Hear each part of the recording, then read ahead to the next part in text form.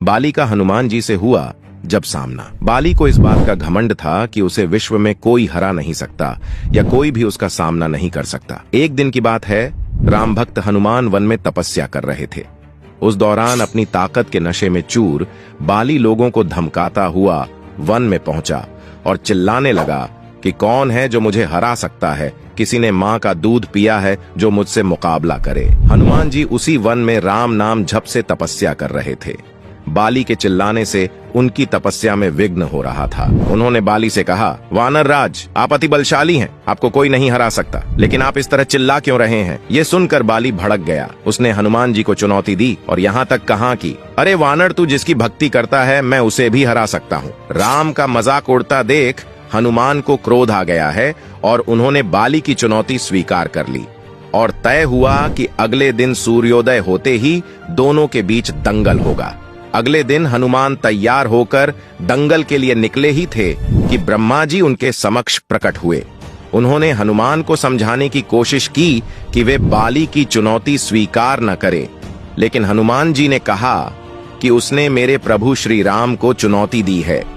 ऐसे में अब यदि मैं उसकी चुनौती को अस्वीकार कर दूंगा तो दुनिया क्या समझेगी, इसलिए उसे तो सबक सिखाना ही होगा। ये सुनकर ब्रह्मा जी ने कहा, ठीक है, आप दंगल के लिए जाओ, लेकिन अपनी शक्ति का 10वां हिस्सा ही लेकर जाओ और बची शक्ति को अपने आराध्य के चरण में समर्पित कर दो। दंगल से लौटकर ये शक्ति फिर हासिल कर लेना। ये सुनकर हनुमान जी मान गए और अपनी कुल शक्ति का 10वां हिस्सा लेकर बाली से दंगल करने के लिए चल पड़े। दंगल के मैदान में हनुमान जी ने जैसे ही बाली के सामने अपना कदम रखा, ब्रह्मा जी के वरदान के अनुसार हनुमान जी की शक्ति का आधा हिस्सा बाली के शरीर में समाने लगा। इससे बाली के शरीर में उसे अपार शक्ति का एहसास होने लगा। उसे लगा जैसे ताकत का कोई समंदर शरीर में हिलोरे ले रहा हो। चंद पलों के बाद बाली को लगने लगा मानो उसके शरीर की नसें फटने वाली हैं और रक्त बाहर निकलने ही वाला है। तभी अचानक ही वहाँ ब्रह्मा जी प्रकट हुए और उन्होंने बाली से कहा कि खुद को जिंदा रखना चाहते हो तो तुरंत ही हनुमान से कोसों दूर भाग जाओ,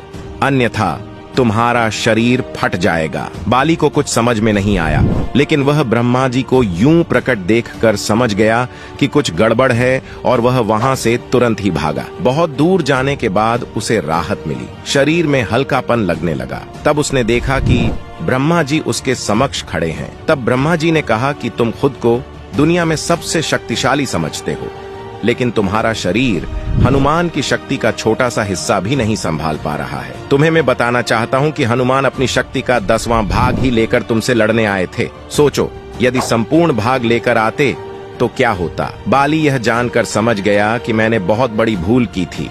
बाद में बाली ने हनुमान जी को दंडवत प्रणाम किया और बोला, इतना बल होते हुए भी हनुमान जी शांत रहते हैं और राम भजन गाते रहते हैं, और एक मैं हूँ जो उनके एक बाल के बराबर भी नहीं हूँ और उनको ललकार रहा था। मुझे क्षमा करें हनुमान।